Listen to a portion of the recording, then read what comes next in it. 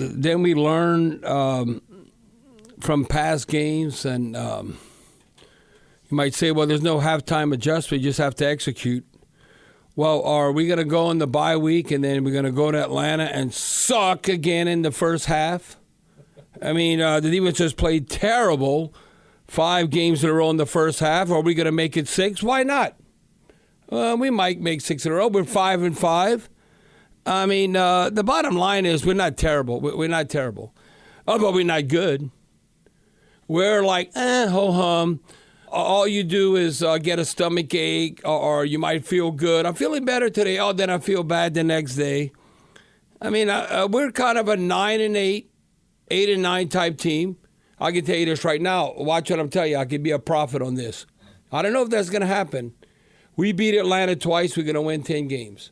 I don't know. And I'm not saying we do anything in the playoffs, but I'm telling you, we can win the NFC South. That could occur. And we could be 10-7, and all of a sudden, Coach Allen, what are you talking about? He won the NFC South. We're going to the postseason, and for sure he's coming back. Even though we might get embarrassed in the playoffs, what might occur, but then he'll be back. We're one of those teams. We're in no man's land. We're not good enough, but we're not bad enough. I guess that the NFL loves that. You go up and down. Now, if you're a member of the Who Dat Nation, hell no, we don't like that. You got to win double digits. That's the expectations, a year in and year out. But what you can expect going to Minneapolis? I mean, I don't know. I look at it now. They played in Metropolitan Stadium, Metrodome, now U.S. Bank Stadium. We're now 1-3 there.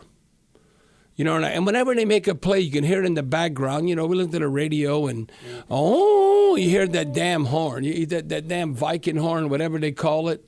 That kind of ticks me off when the Redskins, when Washington, the Commanders were rolling, and you hear that damn song, "Hail to the," you hear that. You can hear different things that things aren't going well on the road when you hear that damn horn, especially playing against the Vikings.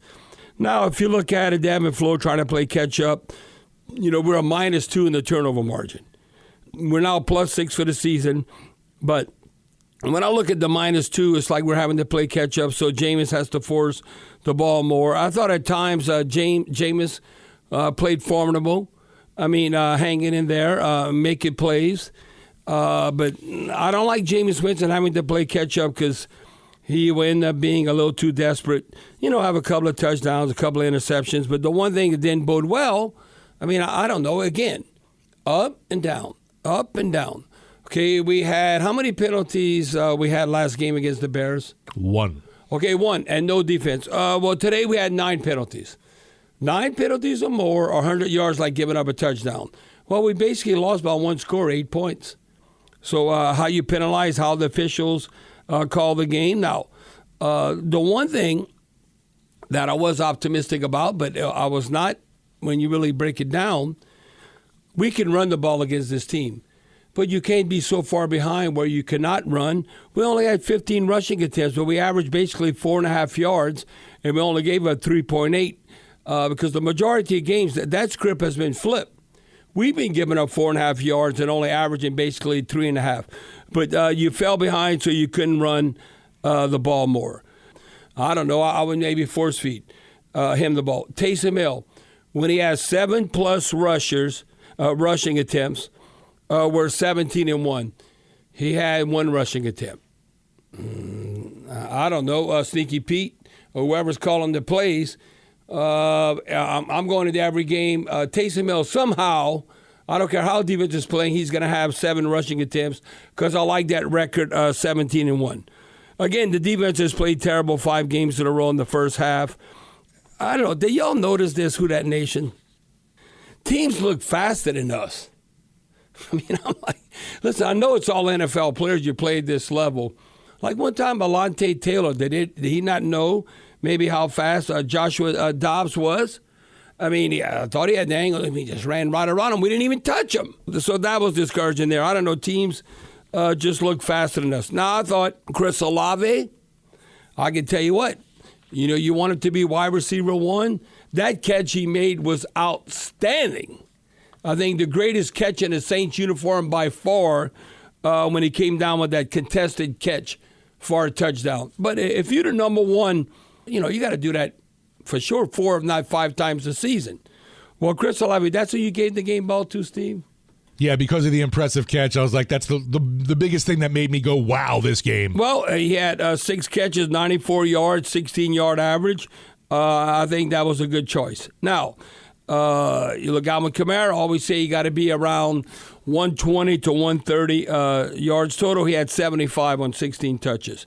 Taysom Hill had 8 touches for 23 yards. Again, you might have to change the ebb and flow of a game because we're so far behind having to play catch-up. You know who hasn't shown up? I mean, Jamal Williams has been garbage. I mean, Pokemon, whatever. I don't care what you're into. How about you play? I mean, we got him in free agency. He had 5 touches, 10 total yards. Is he a touchdown maker? I don't think so. And then you look at the first half. Who looked like the $150 million quarterback? Was it Derek Carr or Joshua Dobbs? I mean, come on. I mean, journeyman, however you describe it, Steve. I mean, he had a quarterback rating of 101, where Jameis had a quarterback rating of 59, but I'm not even going to compare Jameis because he had to play it, and we dug ourselves a hole, and it would have been a great, miraculous comeback. But, we've seen that before. You can have great, unbelievable comebacks, but Derek Carr had a quarterback rating basically right under 88. Again, are we going to stop the quarterback from running? I don't know if we can. Like I said, it just looks like that, I don't know, any opposing quarterback, like Desmond Ridder, who knows? If he's playing instead of Taylor Heineke, we might him be a runner, and he'll have 50, 60 yards rushing. If you look at Dobbs, he had 44 yards rushing, that long gain of like 11 yards. Do we not understand that we got to cover their tight end? Justin Jefferson. Okay, you look who's playing. Okay, Addison is a stud receiver for them, but the 2 of the top 3 receivers aren't even playing. So you look at Hockenson and then Addison. Addison had 4 catches, 69 yards. Hockenson had 11 catches, 134 yards, and a touchdown. And that was a lot of it was in the first half to set the tone. That was like, I mean, come on. And he's supposed to be hurt? Again, his ribs, you can see he's playing hurt. Maybe that's what you describe as a warrior. Now, we were tied for the lead with takeaways. How many takeaways we had today? I think 0, right? 0. Okay, we had 0 takeaways, with them being -2. The way we structured, we got to be able to take away the football. I thought Demario Davis got better as the game went forward. He led the team with 6 unassisted and 9 total tackles. He had a sack, quarterback hurry, a tackle for a loss. You know what's going to happen? Watch. Again, Bobby, I don't know why you got still, you're optimistic. Let me tell you why I'm optimistic. Because I think we can still control the NFC South. Because who we play? We play Atlanta twice, and you got Tampa Bay, and then you got Carolina. Carolina might be the worst team in the NFL. Okay, so look at your schedule. You know what's going to happen after 12 games? You know what our record's going to be? 6-6. So remember, win one, lose one. Win one, lose one. Oh, we all hovering around 500. Watch, we're going to beat Atlanta, and Detroit's going to beat us in the Dome. And the natives are going to be restless. Now, I think if we upset the Lions, that would be our greatest victory of the whole season. Because I don't think we're on the Lions level as far as winning in the trenches. But again, it's like the same song and dance. You want to be excited about the team. Can we win 3 games in a row? And you know what? What Dennis Allen can't win 3 games in a row? Yes, at the end of last year, they won 3 games in a row. We did it with Andy Dalton. Remember, we beat Atlanta, beat Cleveland, beat the Eagles. And I thought this is the time to win 3 games in a row. Feel good about yourself going into the bye. Going into the bye. Now, I can tell you as a player, now today they might say, oh, you got to get away from football. If you win, yeah, you reward the players. If you don't win, no, you're going to come in here and you're going to be a pro. And what is it going to take? It's not like, okay, everybody go on vacation. Vacation, you take a vacation when the football season's over. You don't take it during the season. How about you focus on football? Right now, if we'd be 8-2, 7-3, that's a different story.